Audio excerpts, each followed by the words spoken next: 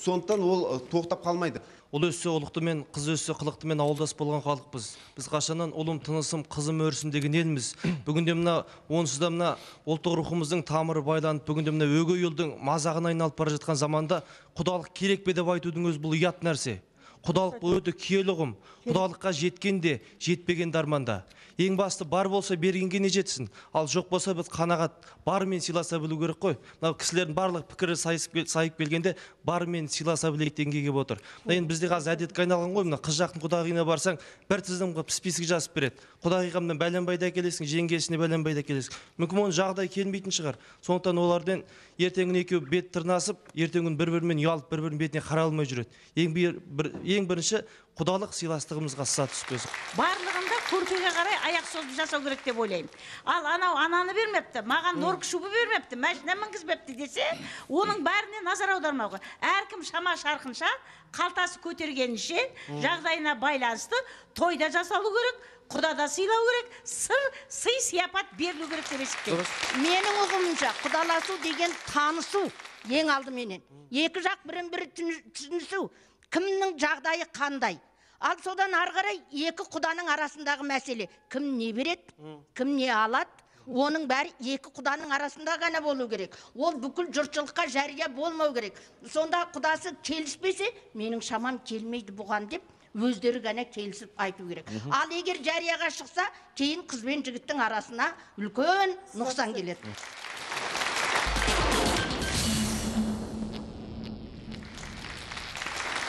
Құрметті көрермендер, жүргізушілерге мынандай тамаша киім ұсынған Фурманов даңғылындағы 244 үйдегі Angel бутигі. Ал енді біз құрметті қонақтарымызға бір мүлде тақырыпқа байланысты сөзден береміз. Осы сөздерді пайдаланып, сіздер қорытынды ойларыңызды ұтымды етіп айтыңыздар. Өлең шығарып жүрсеңіздер, тіпті керемет. Мінекей бағдарламаның барысында өздеріңізге арнайы сөз ұсынып отырмыз. Осы сөздерді пайдаланып, қорытынды ойларыңызды қара сөз түрінде, өлең сөз түрінде жеткізсеңіздер болады. Маған көңіл деген сөз түскен екен. Бұл енді көңіл дейтін адамның бет пердесі, қазақтың көңіл деген сөзі керемет тұспа-тұс мына құдалардың бүгінгі тақырыбына саймасай келіп отырған. Құда бір-біріменен жақсы ынтымақта болатын болса, бір-бірімен жақсы сыйластықта болатын болса, көңілді сондай көтеріңкі болады, жастар да бақытты өмір сүреді.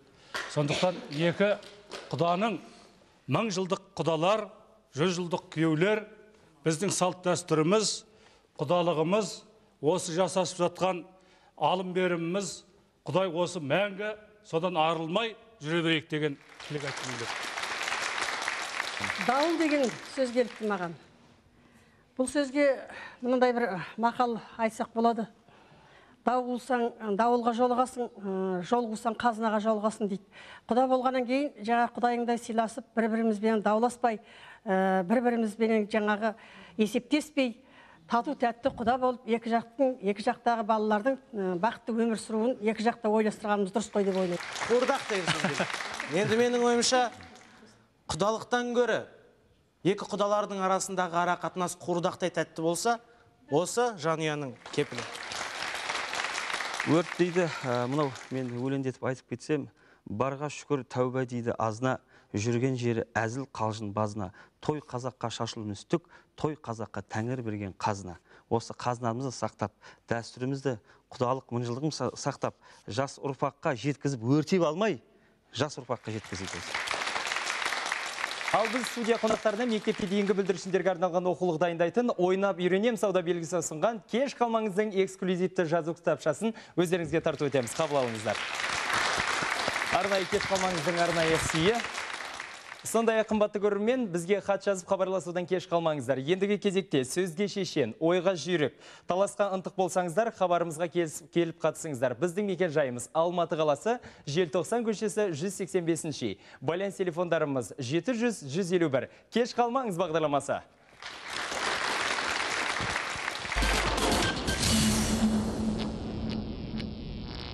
Қазақ осы құда бол деп қинайтын, құдаларын құдайындай сыйлайтын. Қазақ осы дүниемен малыңды, оңды солды шашу үшін жинайтын. Қазақ осы ашық жарқын қабағы, қонақ келсе шабылып бір қалады. Байқада тұр, сағанда ол кетерде ат мінгізіп жібек шапан жабады. Құрметті құдалар, әлі де кеш емес. Ендеше ойланыңыздар. Біз айтқан әңгімелер бос емес.